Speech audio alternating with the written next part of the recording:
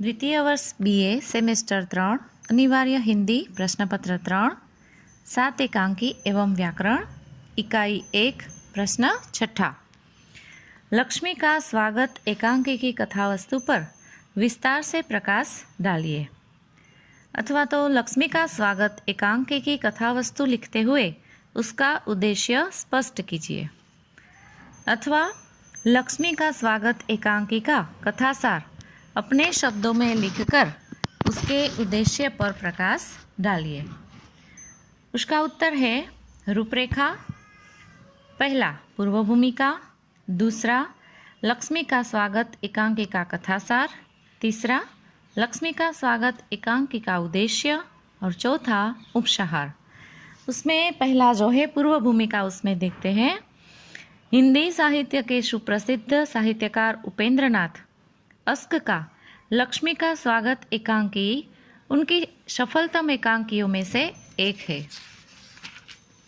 लक्ष्मी का स्वागत उपेंद्र नाथ अस्क का सामाजिक यथार्थवादी एकांकी है। यह एकांकी पहली बार सन 1938 में ऑल इंडिया रेडियो लाहौर से प्रसारित हुआ था। तब से आज तक न जाने कितनी बार इसका मंचन हो चुका है। अस्क जी ने प्रस्तुत एकांकी के माध्यम से पत्नी की मृत्यु पर उसकी चिता की राख ठंडी भी नहीं हो पाई कि शगुन देने वाले हमारे परिवारों की क्रूरतम प्रथाओं में से एक की ओर संकेत किया है। दूसरा है लक्ष्मी का स्वागत एकांकी का कथासार। लक्ष्मी का स्वागत एकांकी का कथावस्तु अत्यंत संक्षिप्त एवं प्रभावशाली है। वर्षा, ओले तथा आंधी के भयानक रूप के साथ एकांकी की शुरुआत होती है। कथानायक रोशन का बच्चा अरुण काफ़ी बीमार है। रोशन ने डॉक्टर को बुलाने अपने छोटे भाई भासी को भेजा है, लेकिन वर्षा तथा आंधी उसे पहुंचने में बाधा डाल रही है। काफ़ी समय तक भासी नहीं पहुंच पाता, तब रोशन चिंतित तथा बेचैन हो उठता है। बच्चे को सांस लेने में हो रही तकलीफ से रोशन का कलेजा मुंह को आ रहा था। वह बार बार अपने मित्र सुरेंद्र से बातचीत करके हौसला बांधने का प्रयत्न करता है, किंतु उसका हौसला टूटता जा रहा था। उसे बुरे बुरे ख्याल आने लगते हैं। उसे डर लगता है कि उसकी माँ की भांति अरुण भी उसे धोखा देकर न चला जाए। रोशन का ब्याह सरला से हुआ था।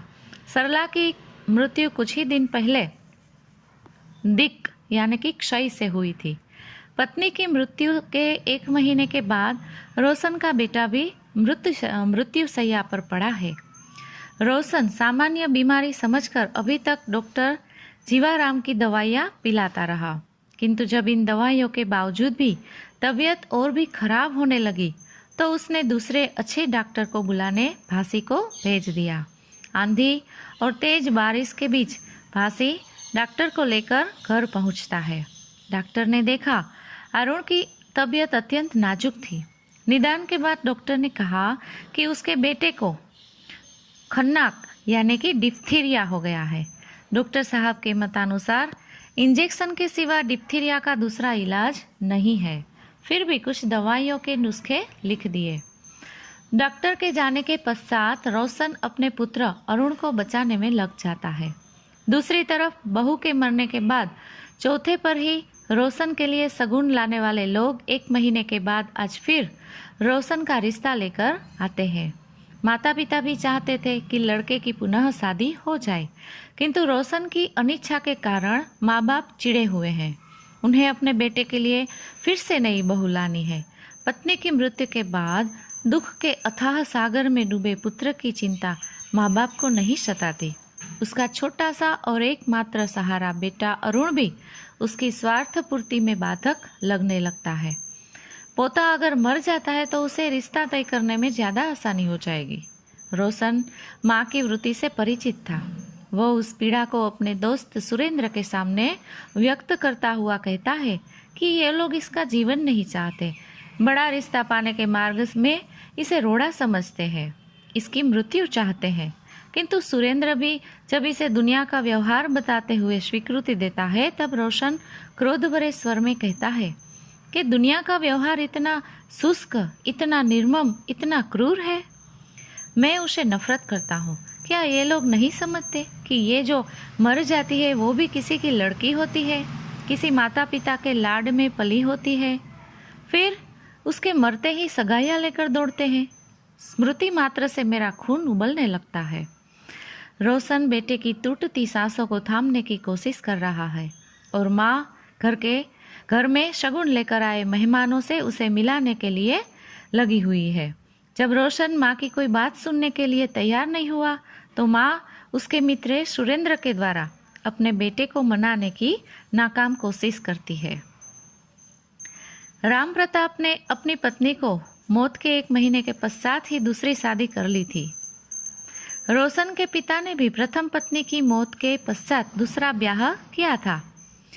रोशन दूसरी पत्नी का ही बेटा था। दूसरी शादी को लेकर कहीं किसी ने इतना हल्ला गुल्ला नहीं किया था। माँ को लगता है कि उसका बेटा पढ़ लिख कर आज्ञाकारी पुत्र नहीं रहा।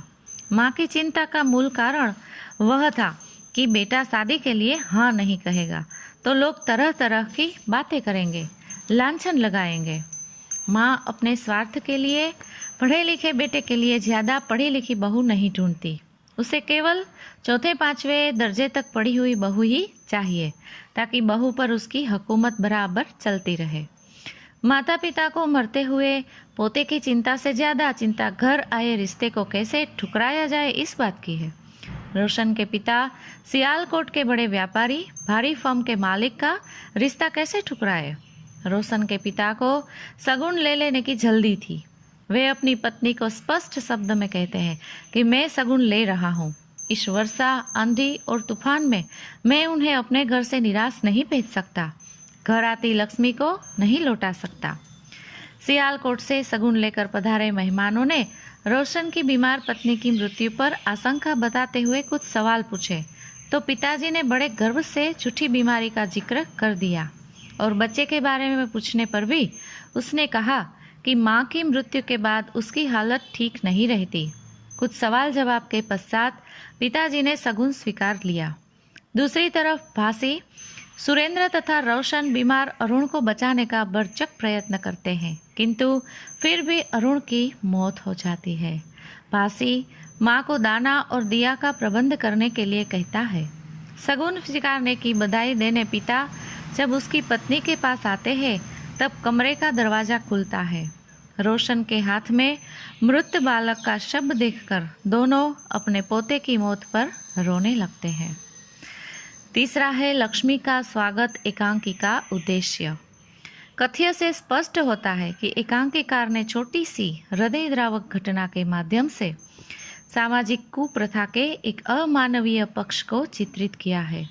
माँ बाप की अर्थलोलुपता और स्वार्थपरक मानसिकता को स्पष्ट करने में एकांकीकार पूरी तरह सफल रहे हैं।